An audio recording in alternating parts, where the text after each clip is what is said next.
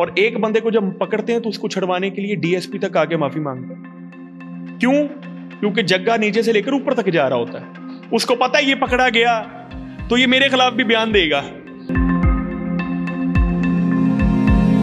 इस साल अल्हम्दुलिल्लाह अल्लाह पाक के हुक्म से मैंने कोई 122 बंदों को सस्पेंड करवाया पुलिस डिपार्टमेंट में। तो ये मेरा रिकॉर्ड है इस साल का। तो अगले साल का हमने टारगेट बनाया कि कोई 1000 बंदों को हम सस्पेंड करवाएंगे।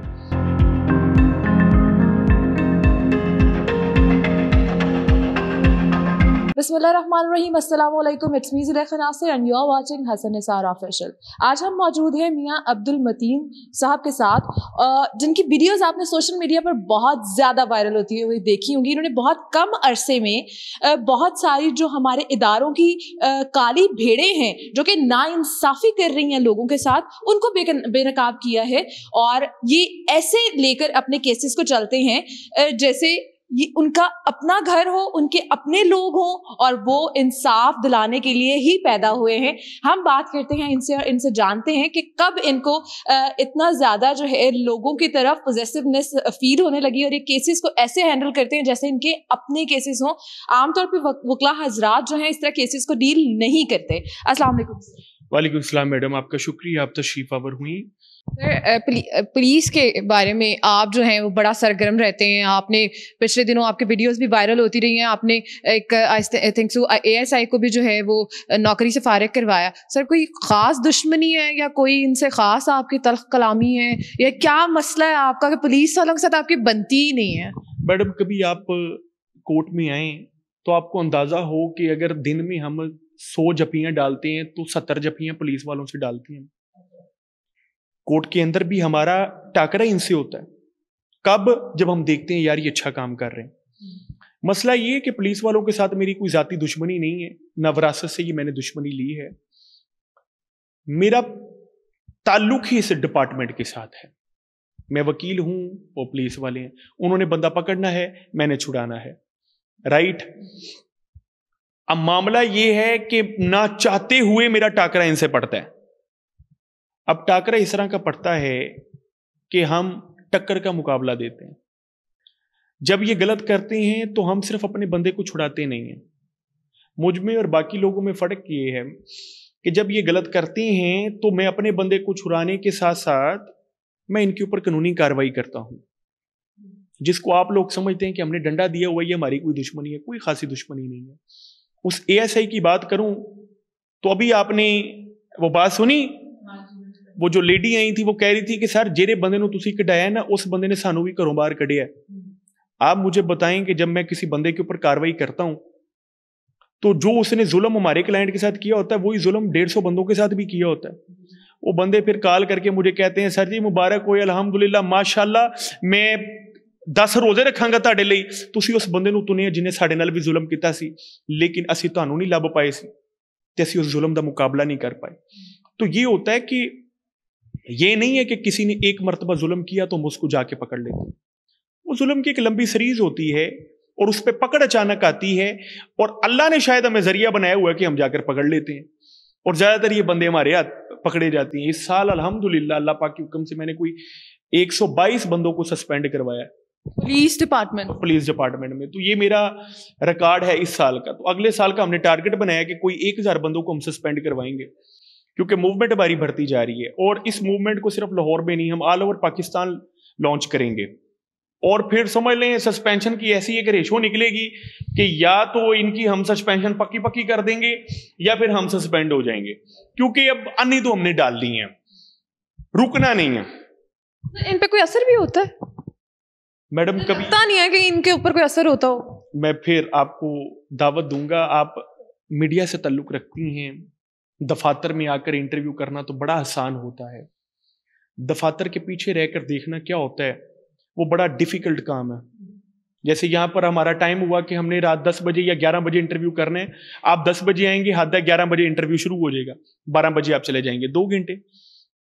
अगर मैं आपको दावत दूं कि कभी आके आप कोर्ट में प्रोसीजर देखें तो हम 6-6, 7-7 घंटे इंतजार करते हैं। आप कभी आकर देखिए कि ये किस तरह तलरे ललड़े करते हैं कि यार सानू छाड़ दो। और एक बंदे को जब पकड़ते हैं तो उसको छुड़वाने के लिए डीएसपी तक आके माफी मांगता है। क्यों? کیونکہ جگہ نیچے سے لے کر اوپر تک جا رہا ہوتا ہے. اس کو پتا ہے یہ پکڑا گیا تو یہ میرے خلاف بھی بیان دے گا, تو وہ اپنے اس چھوٹے سپاہی کو بچانے بھی آتا ہے جس سپاہی سے سب انسپیکٹر سے ایس ایچ او سے اوپر تک منتھلیاں جاتی ہیں. اور اتنا ماحول نہیں ہے میڈم ان کے ساتھ پنگا لینا. آپ اندازہ کریں کہ ایک تھانہ ہے, ایک تھانہ, اب یہ شادرہ تھانہ ہے, 20 کروڑ کی ریکوری ہے ان کی مہینے کی. 20 کروڑ کی ریکوری, آپ اس کو ایک الگ سے آپ ایک پروگرام بنا کر اپلوڈ کیجئے گا, ایک الگ سے اس کی ایک بنائیے گا کلپ. ہر تھانہ ریکوری کرتا ہے علاقے سے. یس, انلیگل پارکنگ ٹھیکے کس کو جاتے ہیں؟ آگے بندے رکھے ہوئے ہیں, پیچھے تھانوں کو جاتے ہیں انلیگل پارکنگ کے ٹھیکے. سنوکر کلب ہے, یا تو 20,000 منتھلی پے کریں گے وہ تھانے میں, نہیں پے کریں گے تو جوئے کے جھوٹے پرچے. اور ایک مرتبہ جوئے کا یعنی گیمبلنگ کا چھاپا پڑ گیا تو وہ سنوکر کلب دوبارہ نہیں چلتا, وہاں پر کلائنٹس نہیں آتے دوبارہ. اچھا, ہوٹلز چلتے ہیں, ہوٹلز میں کپلز آتے ہیں دور دور سے, میاں بیوی آتے ہیں, لوگ دور دور سے آتے ہیں, آ کر اپنے ہوٹلز میں اپنے رومز بک کرواتے ہیں. ہوتا یہ ہے یا تو ہوٹل والا مہینے کا 1 لاکھ تھانے میں دے گا, نہیں دے گا تو اس کے اوپر متعلقہ تھانہ کاروائی کرے گا. 71-72 سب کے اوپر لگی ہوگی, چاہے وہ انلیگل ہے یا چاہے وہ لیگل ہے. میڈم انلیگل تو بعد کی بات ہے, پرچہ ہو گیا. رائٹ, یعنی کوئی بھی مرد اپنی بیوی کے ساتھ ہی آؤٹ آف اسٹیشن چلا گیا ہے, اب ہر سٹی میں تو گھر نہیں ہے, اس نے ہوٹل ہی بک کروانا ہے, ہوٹل میں چلا گیا, وہاں پر ریڈ ہوگی تھانے کی, وہ میاں بیوی کو اٹھا کے لے جائیں گے. 71 بھی لگائی ہوگی کہ پروسٹیٹیوشن ہو رہی ہے, اور مینیجر کو بھی اندر ڈک لیں گے کہ یہ کروا رہا ہے. رائٹ, یعنی اس طرح ہوتی ہیں منتھلیاں میڈم. رائٹ, اب نئی چیزیں آ گئیں. نئی چیزیں کیا ہیں کہ جی ایک ایکٹ آ گیا ہے کہ جی آپ نے سیکورٹی گارڈ باہر رکھنا ہے. اب ہر اڈے والے سے یہ 1,500 یا 2,000 پکڑتے ہیں. ایک تھانے کی دودھ میں میرا خیال ہے کہ کوئی 20,000 اڈے ہوتے ہیں, تو ہر اڈے سے 1,500 2,000 پکڑیں گے اور کہیں گے کہ یا تو سیکورٹی گارڈ رکھ یا 1,500 روپیہ دے, نہیں دیں گا تو تینوں چوک کے لے جائیں گے. اب اٹھا کے لے کے جائیں گے تو اس کے اوپر سیکورٹی گارڈ کا پرچہ نہیں ڈالیں گے. کیوں؟ کیونکہ ان کو پتا ہے کہ وہ ڈالیں گے تو وہ بعد میں اس میں اتنے لوپ ہولز ہیں کہ وہ پکڑے جائیں گے. تو وہ پرچہ کون سا ڈالیں گے؟ اس نے ساؤنڈ سسٹم لگایا ہوا تھا, یا اس نے پسٹل پکڑا ہوا تھا, ریکوری بھی اپنی طرف سے ڈال دیں گے. تو اس طرح کے ان کے پاس لوپ ہولز ہیں کہ تھانے ریکوریاں کرتے ہیں. اس ریکوری سسٹم کے اوپر میڈم ہم نے ایک دھماکہ خیز موومنٹ چلانی ہے کہ آپ لوگوں کو کاروبار کرنے کا حق دیں. لوگ میڈم نہیں کاروبار کر پا رہے. رائٹ, آپ کسی کے اوپر ایک مرتبہ ڈکیتی اور چرس کا پرچہ ہو گیا ہے, بڑی زیادتی والی بات ہے. میں یہ کہتا ہوں کہ ڈکیتی اور چرس کا پرچہ تو آپ کے دشمن کے اوپر بھی نہ ہو. اس کی وجہ, ایک مرتبہ ڈکیتی کا پرچہ ہو گیا تو آپ کا لسٹوں میں نام آ جائے گا. اب علاقے میں جب بھی ڈکیتی ہوگی آپ کے اوپر ایویں پرچہ آ جائے گا. یس, تو جب بھی ڈکیتی ہوگی آپ کو وہ پکڑ کے لے جائیں گے, اور ایک پرچہ نہیں 4 سے 5 پرچے ڈالیں گے. یا تو آپ 2-4 لاکھ دیں گے ان کو, اور اگر 2-4 لاکھ دینے کی اہلیت نہیں ہے تو 4-5 پرچے بھگتے ہیں. رائٹ ہو گیا. چرس کا معاملہ ہے, کسی کی ہمارے ساتھ دشمنداری ہے تو ہم جی پولیس والے کو چھلر کو 30,000 50,000 پکڑائیں گے, وہ اس کے اوپر 1.5 کلو چرس ڈال دے گا, وہ 3 مہینے 4 مہینے باہر نہیں آ سکتا, اور باہر آ بھی گیا تو اس کے اوپر زندگی کے اوپر ایک ایسا کلنک لگ جائے گا کہ وہ چرس کی لسٹوں میں اس کا نام آ جائے گا. اب علاقے میں جب بھی چرس کے اوپر کریک ڈاؤن ہوگا تو وہ سارے پکڑے جائیں گے دوبارہ, اور پھر ان کے اوپر پرچے آئیں گے. میڈم یہ صورتحال نہیں ہے. یہ اتنی زیادتی ہے کہ لوگوں کے پاس زندہ رہنے کا آپ نے حق چھین لیا, اور حق اس لیے چھین لیا ہے کہ جب فیک اور فیکٹیشیس FIRs ہوتی ہیں تو ان کے پیچھے کاروائی کرنے والا کوئی نہیں ہوتا. میں اکثر کرتا یہ ہوں کہ کلائنٹس کو جب میں بازیاب کرواتا ہوں ان لوگوں سے, تو بازیاب کروانے کی تو ہم فیس لے لیتے ہیں, اس کے بعد اگلا پروسیجر ہوتا ہے ان کے اوپر کاروائی کرنے کا. کئی کلائنٹس کاروائی کرنے کی فیس نہیں دیتے نا, تو میں اپنے پلے سے پیسے ڈال کے کاروائی کر دیتا ہوں. یعنی یہ میرے لیے ایک بڑا انٹرسٹنگ کام ہوتا ہے کہ ہوں نہ تنیں گے, اور میں ترنے کے لیے ابھی تک تو ہائی کورٹ کے لائسنس تک کی بات ہے, انشاءاللہ سپریم کورٹ کا لائسنس ہے تو سپریم کورٹ تک جائیں گے ہم. اپنا خواب بن گئے ہیں. صرف ہم نہیں میڈم, یہ صرف مجھ سے کام نہیں ہوگا. میں ہر علاقے کے اندر وکلا کی ایک ایسی ٹیم کھڑی کر دوں گا جو ان کے لیے خوفناک خواب بن جائیں گے.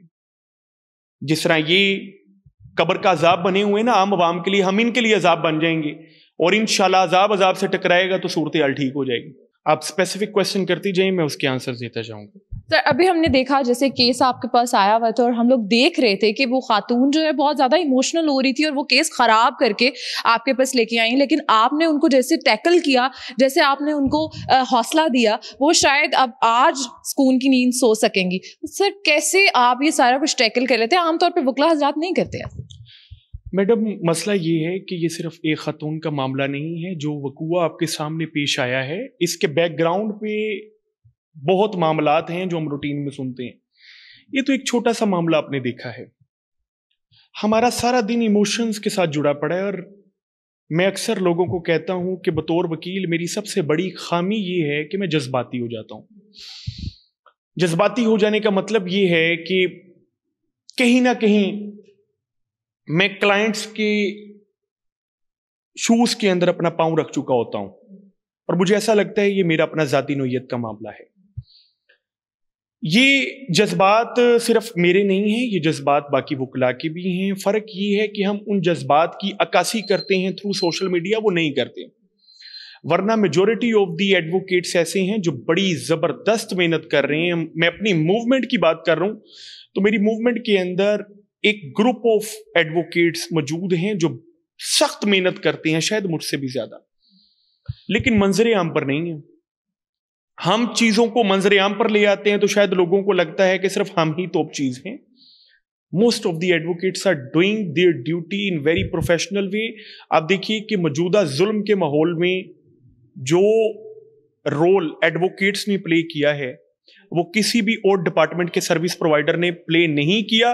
وہ آپ سیاسی جماعتوں میں دیکھ لیں, یا آپ وہ سوشل میڈیا پہ دیکھ لیں, یا ریل جوڈیشل فیلڈ کے اندر آپ دیکھ لیں, تو آپ کو نظر آئے گا کہ وکلا کا جو رول ہے وہ باقی تمام اداروں کی نسبت بہت عیاں ہے, واضح ہے, اور بریو رول ہے, اور حق پرستی کا رول ہے یہ معاملہ. سر ابھی آپ نے پولیٹیکل پارٹیز کی بات کی, آپ کس پولیٹیکل پارٹی کو سپورٹ کرتے ہیں؟ میں اسپیسیفکلی کسی پولیٹیکل پارٹی کو سپورٹ نہیں کرتا. میرا یہ ماننا ہے, میں سمپل فنڈامنٹل رائٹس پہ بلیو رکھتا ہوں. ہر کسی کو سیاست کرنے کا حق ہے. میرا یہ ماننا ہے کہ کوئی بھی پارٹی رولنگ پارٹی بنتی ہے, میجورٹی ووٹس لے کر آتی ہے, اس کو 5 سال ڈیو پروسیس آف لا دیا جائے, اس کو موقع دیا جائے کہ وہ 5 سال اپنا دی بیسٹ دے یا دی ورسٹ دے, نو پرابلم ایٹ آل. لیکن بدقسمتی ہماری یہ ہے کہ پچھلے 75 سالوں سے تختہ الٹایا گیا پولیٹیکل لیڈرز کا. ایون کہ نہرو نے یہ کہہ دیا, ہم اپنی کتابوں میں پڑھتے تھے کہ میں پنجابی میں کہ میں انہیں توتیاں نہیں بدلتا جنہ پاکستان وزیر اعظم بدلتا ہے, کہ 5 سالوں میں 5 وزیر اعظم بدل گئے. تو اس کی بات میں دم تھا کہ میں اتنی دھوتیاں نہیں بدلتا جتنا پاکستان میں وزیر اعظم بدلتے ہیں. اس کی وجہ یہ ہے کہ اس پورے دور کے اندر ہمارا چیف آف آرمی سٹاف ایک ہی تھا اور وزیر اعظم 5 بدل گئے, اور وہاں پر چیف 5 بدلے اور وزیر اعظم ایک تھا انڈیا میں. یہی وجہ ہے کہ وہاں پر کنسٹیٹیوشن بھی 1949 میں بن گیا. ہمارا کنسٹیٹیوشن بھی جا کے 1973 میں جا کر بنا. جو پہلا کنسٹیٹیوشن 56 میں بنا توڑ دیا گیا, دوسرا 62 میں بنا توڑ دیا گیا. پاکستان کا کنسٹیٹیوشن جا کر 73 میں بنا. تو پاکستان کا مطلب کیا؟ لا الہ الا اللہ. تو ہمارے اتنے ہی مقاصد تھے, اتنی ہی ریزولوشنز تھیں. تو 1947 سے لے کر 73 تک ہم نے کیا اکھاڑا؟ کنسٹیٹیوشن کی ایک چھوٹی سی کتاب تیار کی چند آرٹیکلز پر مبنی. اس سے وہ پہلے انڈیا تیار کر چکا تھا. اس کا مطلب یہ ہے کہ پولیٹیکل سسٹم ہمارا بڑا برباد ہو چکا. آپ کا جو مین کویسچن تھا میں کس پولیٹیکل پارٹی کو سپورٹ کرتا ہوں, میں کسی اسپیسیفکلی کسی پارٹی کا میں حامی نہیں ہوں. میرا یہ ماننا ہے کہ کوئی بھی پارٹی آپ کے علاقے میں اچھا امیدوار کھڑا کرتی ہے تو آپ اس امیدوار کو ووٹ کریں, آپ پارٹی کے نام کا ووٹ نہ دیں. آپ کسی بھی پارٹی سے تعلق رکھتے ہیں, اگر امیدوار اچھا ہے آپ ووٹ دیں, امیدوار اچھا نہیں ہے تو اگر دوسری پارٹی نے امیدوار اچھا کھڑا کر دیا ہے نا, آپ اس کو ووٹ دیں, کیونکہ ایوان بنتا ہے امیدواروں سے. اچھے امیدوار آپ کھڑے کر دیں گے, وہ رولنگ پارٹی میں ہو یا اپوزنگ پارٹی میں ہو, وہ آپ کے ملک کے لیے کام کریں گے. یہ ہے معاملہ. Thank you madam. یہاں پر آپ نے سنی ایڈوکیٹ متین صاحب کی گفتگو. انہوں نے بتایا کہ کیسے پولیس والے جو ہیں وہ منتھلیز لیتے ہیں اور کیسے عام لوگوں کو یہ اتنا زیادہ ٹیز کر دیتے ہیں کہ وہ بیچارے اپنا کاروبار تک نہیں کر سکتے. اس کے ساتھ ساتھ انہوں نے جو گفتگو کی, آپ ویڈیو کو اینڈ تک سننا مت بھولیے گا. اسی کے ساتھ اپنی اینکر کو دیجیے اجازت. ایک نئے پروگرام کے ساتھ دوبارہ حاضر ہوں گی. اللہ حافظ.